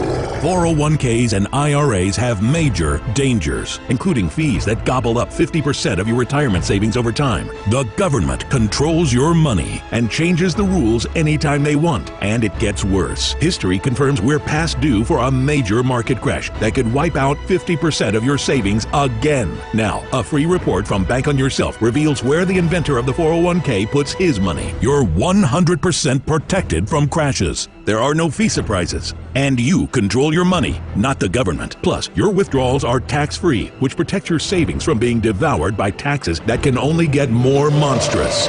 So get your report now at freereportfast.com. That's freereportfast.com. freereportfast.com. Welcome back. I'm writer and activist Stacey Anshin. You are listening to Out Chicago on WCPT 820. Welcome back to Out Chicago. Scott Duff here, along with Ellen Miller, trying to get into the holiday spirit in a big way, and we can't think of a better way to do that than to buy people stuff. Yes. Thoughtful stuff and everything. And while we're doing it, support local businesses like the incredible Women and Children First bookstore. I love that place. It's Chicago's only feminist bookstore. It's been around for, I think, roughly 900 years. It's been great. Longer than the city of Chicago. It's been there being a shining beacon of hope and literature and love and enlightenment. And joining us now from Women and Children First is Ida Cutler. Ida, welcome to the show. Hi, thank you so much for having me. Oh my gosh, thank you for all that you do for the community, and thank you for just being awesome. First of all, I talked a little bit earlier on in the show about how it was in the store. It was popping. How are things going at Women and Children First? Honestly, super busy. Yeah, I know. I'm currently here right now today. I'm holed in the back of the in a little office while the front store is just being totally decimated by excited shoppers. But that is a good wonderful thing. That's a great thing. Like I said, because I was speaking with Sarah Hollenbeck, who's one of the owners. She's like, "Oh, we had to shift online last year because of the pandemic, and now that's thriving, and now we're open, and people are excited to come back." So it just filled my heart. I was so happy to be picking up some Christmas cards when I was there earlier this week. But I want to know, so, everybody's got a reader on their list. And I know people like to use Kindles and all that blah, blah, blah, but I need to hold a book. I want to hold it in my hands. I want to smell those pages. What are some of your recommendations this year, especially for those queer authors that are out there? Yes. So I will start by recommending a children's picture book, actually, because Women and Children First, it's in our name. So today, Children's First, the Women and Children First. I love to recommend a picture book. It's called Plenty of Hugs. I recommend it all the time, sell it a lot, by Fran Manushkin. It is a picture book that features two moms, lesbian couple who, and it's just your classic rhyming, your parents love you, they spend a cozy day together. The illustrations are really beautiful, and it's just like a really great one for our queer families that we see come into our bookstore all the time. Oh, that's so great. And who's the author? Fran Manushkin. Fran Manushkin. Yeah. Mm-hmm. Alrighty. And it's called Plenty of Hugs. Plenty of Hugs.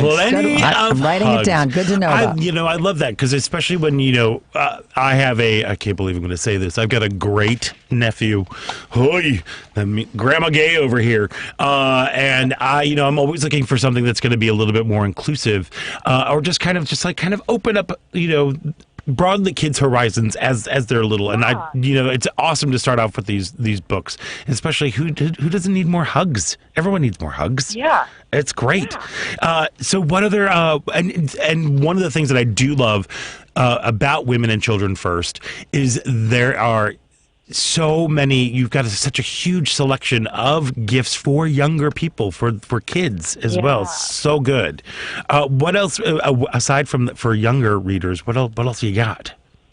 Yeah, well, one of my favorite fiction books that I read this year is actually a collection of short stories. It's called Sarah Land. And it is queer, it is Jewish, it pushes the boundaries of both what's fiction and identity, so we love that. We love when, like, pushing the boundaries of genre, literary genre can also reflect about pushing the boundaries of identity. The gimmick in this short story collection, it sounds really gimmicky, I wasn't convinced at first, and then I loved it, but the gimmick is that every story has at least one character named Sarah in it. Mm-hmm. It's this very interesting take on queer identities, queer communities. There's a lot. There's one called Exorcising My Twin. That's one of the stories. And in that one, the person in the story named Sarah, she's talking about her ex, and she renames her ex in the story Tegan. So it's like this Tegan and Sarah, almost like fan fiction situation that happens. It's just like really smart and really good. Ironically, written by someone named Sam Cohen, so not a Sarah, which is also pretty funny, but it's so good. I loved it so much. I loved it too, actually. I believe we had Sam Cohen on the show, so what a great pick. Look at that. Kismet. Yes, it's a lovely book, and I am such a huge fan of the short story collection, because sometimes if you're like, I like to read before I fall asleep, so if you don't want to follow the whole narrative, you can at least usually get into a story before you go to bed. Idea. Such a great genre, and Sarah Land is really interesting, and then it's also very sexy. Yes. Just good. Yes, I remember there's one who was worked in a brothel, one of the Sarahs. Yeah, it's a fabulous story. Oh, yes. It's all coming back to me now. Ellen's like, oh, now I remember it. She remembers the sexy parts. I do, because it was. How can I say? What else are some of your other favorites that you've got going on? So I actually want to promote a book that our feminist book group is going to be reading. Our feminist book group meets once a month. It's facilitated by staff member Quinn, and the next one is January 15th, and you can read this book, which is phenomenal. It's called Bad Fat Black Girl, Notes from a Trapped Feminist by Cecily Bowen. It's a blend of cultural analysis and memoir. Bowen, who's originally from the South Side of Chicago, navigates blackness, queerness, fatness, friendship, poverty, sex work, and self-love. I really love the way that she describes this book. Is I felt like I came from a background that was often taught about and not really heard from. And I feel like that is a big part of Women and Children First mission, is to have people be able to come in and hear from LGBTQ, from the Black experience, from other marginalized voices. This book is it's funny. It's also just like honest, vulnerable. There's just so many things. It's called Bad Fat Black Girl, Notes from a Trapped Feminist. Really recommend it. I love that.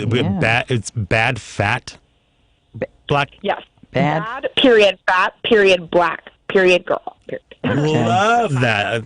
And the author is Cecily Bowen. Okay, and Cecily Bowen. And then, so if people also want to join, the Feminist Book Club, yes, that's great. How can people do that? Sorry, I'm going on a whole tangent because here's the deal. Women and Children First is so much more than a bookstore. It is a community center. No, it is. I mean, it's wonderful. You have such incredible programming that happens there. You promote local authors. You promote voices of marginalized voices and give them a huge platform. It is a community center as well as a bookstore. So sorry, I'm just goofing all over you, but I'm just love it. I love it. So what are so talk about the book groups that you have going on with Women and Children First. Yeah, so there are book groups going on at Women and Children First. They meet monthly, and there's various kinds. You can find out more about them on our website, womenandchildrenfirst.org, and you can email the facilitators and come. So far right now they are virtual. We're meeting over Zoom, but yeah, you can find out more about it on our website. Wonderful. So if someone has someone in their lives that they think they don't know exactly which book, is it easy for them to buy a gift card, and can they do it online? Yes, they can. Buy a gift card online or come in. Okay, perfect. Love it, love it. Are there any other recommendations that you have? So we've got short stories, we've got children's stories, we've got things from part memoir going on there. What are some other fictions that you have, fiction going on there, or other genres? Because you also have a great cookbook section too, by the way. Oh, yes, we do. I really liked another book that is really popular right now is called Greedy, Notes from a Bisexual Who Wants Too Much. And it was really fascinating to learn more about bisexual erasure and about just a really phenomenal memoir on the whole, and it was written. A lot of it takes place kind of up until the pandemic. So talking about queer identity and living with a partner during the pandemic, which I thought was wow, we're already reading about this. Okay, let's go. So this is by Jen Winston, and it's really funny. There's all these witty moments that just made me laugh out loud and really see myself in the pages of this book. So that's Greedy, Notes from Bisexual Who Wants Too Much by Jen Winston. I love that. It's a great title. Only Women and Children First. I know. Such a good title. Yeah. So I know. Yeah? No, go ahead. Oh, I was just going to say, because you were talking about us being a community, a community center as much as a bookstore, and part of that mission gets brought out in our events. And we do have some good events that are coming up. That is exactly what I was going to ask you. Oh my gosh, I'm one step ahead of you. And specifically, queer author Morgan Thomas. I know it's in February, so mark your calendars. I know it's a while, but December. It'll be here before you know it. It'll be here before you know it. Yeah. So Morgan Thomas, we love the short story collection. This is called Manywhere. It's going to be 4 p.m. on a Sunday, February 6th. And this is a collection of short stories. It tackles history of the South, but also queer history, trans history, but it is fiction stories. And novelist Kristen Arnett, who's very popular, they blurbed it and they say that this book, which is forthcoming, is very clear, very well written, and very goddamn good. Yes. I'm really looking forward to this event and reading this collection of short stories by Morgan Thomas. Manywhere. Wonderful. Manywhere, yeah. So here's the thing. Again, if you are looking for gifts this holiday season, again, you could do the best thing you can do is just to go to Women and Children First, located in Andersonville. There's not only do they have a beautiful collection of books and featuring women, queer, trans, non-binary authors, but there's also of any genre. But you can also get the best onesies. I got my great nephew a onesie from there. Oh, yeah, good to everybody know. poops right there. I thought it was great. Go ahead. Yeah. Nothing. I'm just laughing. Oh, good. Okay, but it's great. I got an Everybody Poops onesie, and you can get there are cards, and there's some T-shirts. There's and magazines. The magazines are great. It's the print. We love the printed word, and we love to have it there, and we love how much it challenges ideas, and again brings forward a new perspective on the human experience, and it's just I love it. And then of course there are all the countless events that happen through Women and Children First. So I go to their website if you are out of town, womenandchildrenfirst.com. Go there and check it out. But if you're in town, go and you can find Ida hiding in the back room right now. Ask for her recommendations. Ask for her recommendations. Honestly, 3 people during this conversation have come into the back room and thought it was the bathroom. Right. Part of the joy of working in retail. But and again, another thing is the people who work there are just so knowledgeable. They're always, and so nice. And the staff recommendations are great and plentiful. So go take a look around, buy every book there. Ida, if you can get Samantha Irby to come into town, I will forever love you because I need some Sam Irby in my world. She You can get all of her books at Women and Children First, by the way.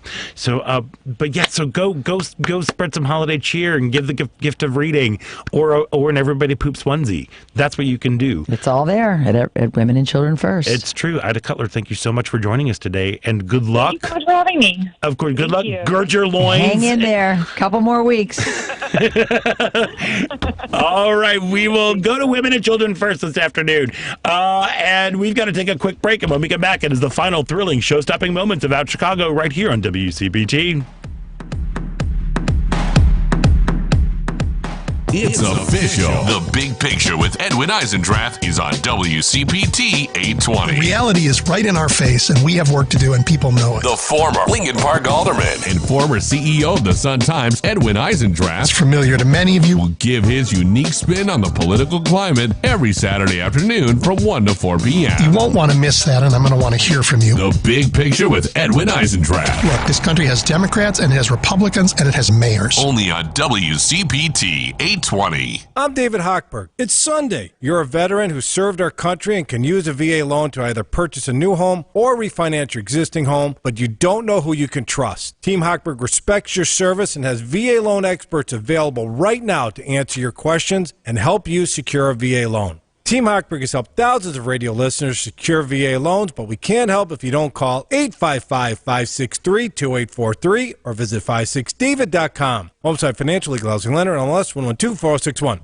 Holidays are here, and so is fashionable fitness. Gift yourself a Samsung Galaxy Z Flip 3 5G, a phone that folds in half to literally stand on its own. Pair it with the Galaxy Watch 4 for ultimate wellness and wow factor. Check health stats, flex personal records. Over 90 activities can be tracked, like biking, swimming, golfing, and more. Invest in yourself with tech made to crush goals. Holidays open up with Galaxy. Shop it all at Samsung.com. 5G connection and availability may vary. Check with carrier. Products sold separately. Hey, yeah, how's it going? Word of mouth has Dante's dental clinic thriving. 17 new patients? Nice. Is this next month's calendar? But he needs another dentist to give his schedule a good cleaning. This is this week? You're kidding. Oh, you're not. Indeed can help him hire great people fast. I need Indeed. Indeed you do. Instant Match instantly connects you with quality candidates whose resumes on Indeed match your sponsored job description. Visit Indeed.com/credit and get $75 towards your first sponsored job. Terms and conditions apply.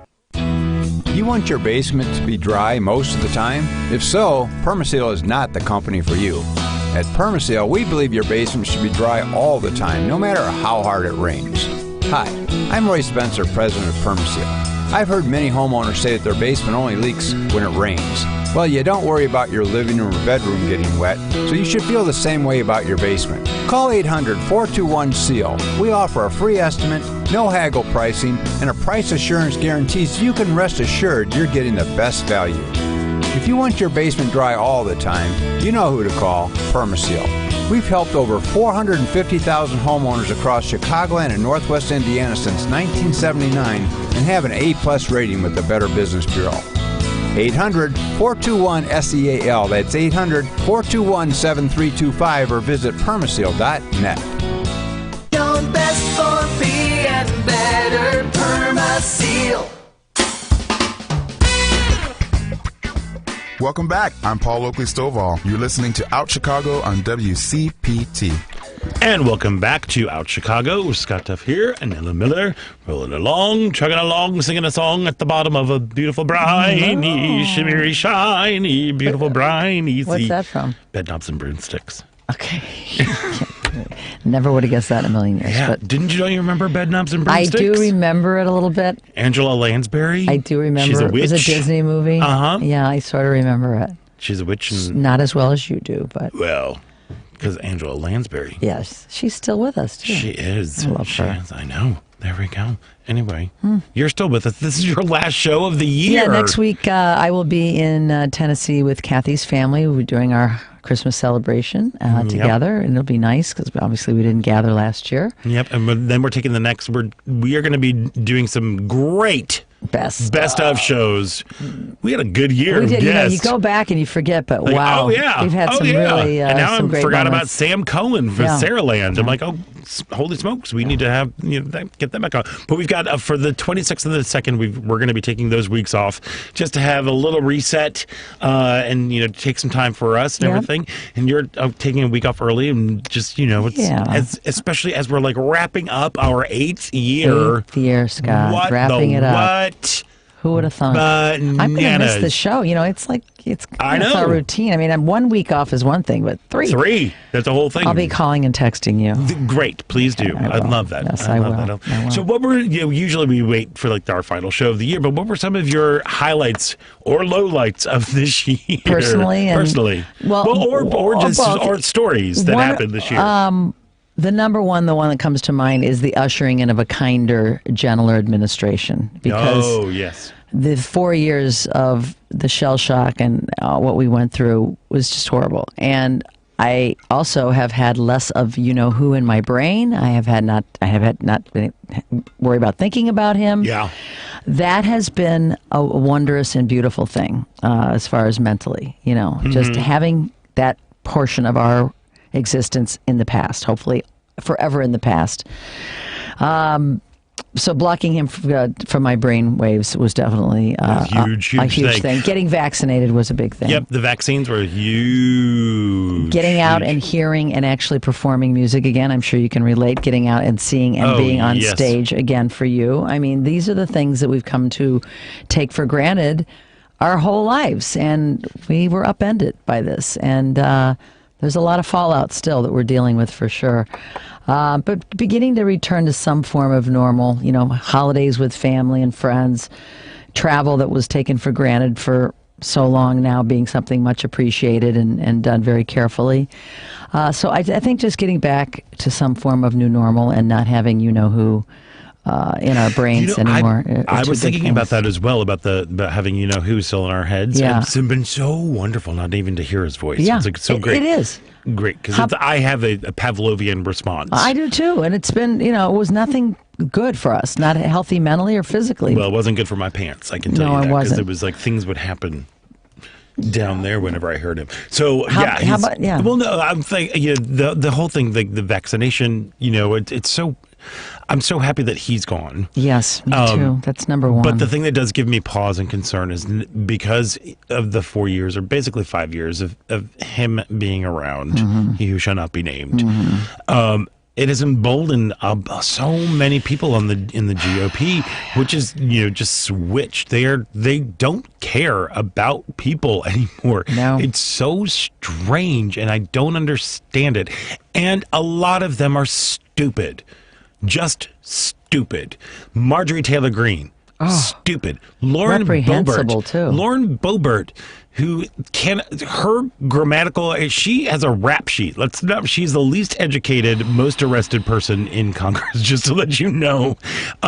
She sent out a tweet about how something Enlies, ENLIES. Oh, jeez. Talking about how there were there were a bunch of children who had disappeared during 2020, and nobody's hearing about these stories. And therein lies the problem. That was their Twitter. So I'm like, oh, wait, what? Then we go, first of all, who was in charge in 2020? Yeah, hello. It wasn't us. No. So No. there's Get that. Get your facts straight. Get your facts, but there's that. And also, talk English good. It's like the double negatives. Oh, just the made up word, and lie is not a word. Therein is a word. Lies. Therein lies the problem. There we are. So I'm very, very concerned about the people just being loud and stupid. And that's he's what's left happening. his mark for sure. He's left his mark. And he's got his disciples that are just, chomping at the bit to get into power. Yeah, and Chris Wallace, who he left Fox today was his last day on Fox News. He announced on his morning show that he was leaving Fox News. But, he was kind of a voice of reason over there. Now, did he say if he's leaving because he's retiring, or no? He's leaving to pursue other interests other than politics. That was what his official spiel was. But who's going to keep those people accountable? It's. And if he, one of the things, if he does decide to run in 2024 again, John Carl, who just wrote a book about his administration, is talking about the, trying to cover it when you know that you're covering lies. Yeah. And how difficult it is for journalists to try and give a fair representation of letting the other side, equal time. Yet you're giving equal time to someone who is basically fabricating the truth on a regular basis, and it's very difficult for journalists. Yes, so that's one of the things that has really stood out for me for this year is just the rise of civil discourse or uncivil discourse, and just sometimes just the stupidity and the way that people have they are throwing their middle finger up towards science, refusing to get vaccinated, prolonging this sort of hellish nightmarescape that we're living in, in terms of just having to wear masks in public and having these things. All of this could have been taken care of. Yes, it could have been done. But greed and power took it's care. Not greed and power. It's the base. It's the people. But who are starting digging, with the reason it started from to have someone that even treated the pandemic, no matter what party, it only took, it was this goofball we're talking about. No other president, no matter what their party, I think would have ever made this a political issue, a pandemic. But he's left his mark. And it's happened. So it's happened. That's one of the big things that I'll take away. One quick, one of my researchers just let me know that Chris Wallace is actually going to CNN Plus, a new CNN streaming service. Oh, really? Yeah. So that's just in. Oh, thank you, all right. Kathy. Thank you, sweetie. Thank you, sweetie. Thank you, sweetie. So I didn't know that either, but there you go. So that's sorry. We got off on a little tirade. I'm still on that tirade kind of phase, but I do want to kind of be filled with happiness and joy, sort of thing. Girl. Oh yeah. Listen. I know what you're going to talk about. Single All the Way. Loved it. On Netflix. We were speaking earlier with Danielle Watkins about her film that's geared towards the LGBTQ community. There's a whole slew of movies that have come out, Netflix being one of them, with Single All the Way starring Michael Urie. It is ding dong a doorbell. It is just adorable. It is a gay rom-com of how wonderful is it to watch a movie where the coming out story isn't a thing? Yes. Barry Bostwick as the dad. Barry Bostwick as the dad. I mean, Kathy and Jimmy. Jennifer Coolidge. Great cast. Oh my God, Jennifer Coolidge is bananas OMG. Great. Funny, poignant. And it fully embraces being a like a Hallmark movie. I'm using that in quotes. In terms, it's sappy. Totally that. It is goofy. It is wholesome. It's so wonderful. And we don't get movies like that. Very, very seldom. We're getting more now, as we said. But, to see a movie like that, it was just so joyful. It's enjoyable. So fun and so wonderful. And it is, I highly recommend it. And our friend Michael Urie, who's been on the show before, just knocks it out of the park. It's Philemon Chambers, who's his best friend. Yeah. Going. He's adorable.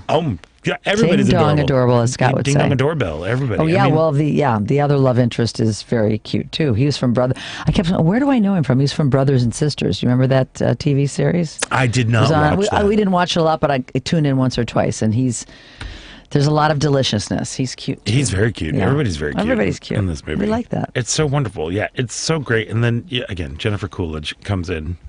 And you're like, all right, I'm done. Just stick a fork in me. But it's just so wonderful to see. It's smart. It's funny. It's frothy. It's unapologetically a cheeseball holiday movie. Definitely recommended, though, But it's so wonderful. It's Michael Urie plays a marketing director, or social media influencer type people who's working with clients in LA. He's got to come home to New Hampshire, was it? New Hampshire. Yes, someplace where there's skiing and there's snow, and it's picturesque and adorable. Yes. And the family is setting him up on a blind date, and he brings his friend and roommate home with him to be like, pretend that you're my boyfriend. Because he's tired of being bugged. Why doesn't have a boyfriend? Yes, and then hijinks ensue. Yes, indeed. And it is just it's so wonderful. So Check it out. It's on Netflix. It's on Netflix. If you get it, go ahead and watch it. It's so good. And did you, by any chance, watch the live in front of a studio audience? Oh, yes, we did. The Jimmy Kimmel. Yes, because I'm a big Jimmy I know fan. you're a Jimmy Kimmel fan. Yes, we watched it. Yeah, so what they've been doing, this is the third incarnation of it. They've been taking classic Norman Lear comedies and doing them like they did sitcoms in the past, live in front of a studio audience. And this time it was Facts of Life and Different Strokes. What did you think? Okay, so in full disclosure, I was like out of college when those came on, and I was never watched either one of them. Addicted. Yeah, but you're a few years younger than me. So the shows didn't mean anything to me, but I love all the actors. I love that Norman Lear was there. We fully enjoyed it. We watched Jimmy's show the night before where he had all the actors on, and then the following night where they followed up with some more stories about the filming. Even though I didn't know, I kept asking Kathy, now what was this one again? That one looks like a lesbian. Well, Kathy goes, oh, that's the one that all the lesbians used to like. Joe Polnichuk. Yeah. Played by my buddy Catherine Hahn. Right. Yeah. So, it was very, even if you're not familiar with the actual sitcoms, I found it completely enjoyable and fun. Yeah, and it's great, and it's a lesson in old school, like, and Norman Lear. The way it was Lear. written. Well, just like Norman Lear. There were actual episodes, I guess. There were too. actual episodes. They used the Now, had dialogue. you seen those episodes? Oh, yeah. Did you remember I remember them? all of Oh, you yes. did. Okay, so it's definitely a different experience for you. Yes. I loved Facts of Life. I loved the songs in my head. I can't get it. Facts of Life. Yeah, it's just so good. Anyway, it was great. Definitely fun to watch. Very happy, and again, just realizing what a comedic genius and trying to Norman Lear is, and what he was trying to do with some of his comedies, trying to make a big change. So he was. It's great. So check it out. Wonderful guy. But also do yourself a favor, watch Single All the Way, and then watch It's a Wonderful Life so you can sit and cry. There you go. Because it's good. Those are our recommendations. There we are. Ellen Miller, it's time for us to end, but before I thank everybody, I just want to thank you for 8 years. 8 years. Who would have thunk? I wouldn't have, but I appreciate every minute of it with you at my side. So just sending love to you and Sweetie. Thank you. As you celebrate Christmas and the rest of the holiday season. Be safe. Thank you. And be wonderful. And Merry Christmas to you and happy big birthday. Thank you very much. It's coming up. Mm-hmm. I'm going to be at Lincoln Lodge on Tuesday. So there we are. That's my shameless plug. All right, so I want to thank all of our guests, B. Danielle Watkins, Chris Orestes, and Ida Cutler. Devin, you were awesome. I will see you next week. Paul, you are there. So thank you for Thank you, Paul. Doing what you do. There, he's waving back there.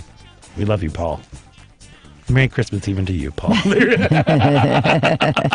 Ellen Miller, thank you again for 8 wonderful years. Can't wait for 9th year kicking off in January. I'm ready. Be safe. Have a happy new year. Thank you, and I'm too. Scott Duff. And until next week, stay proud.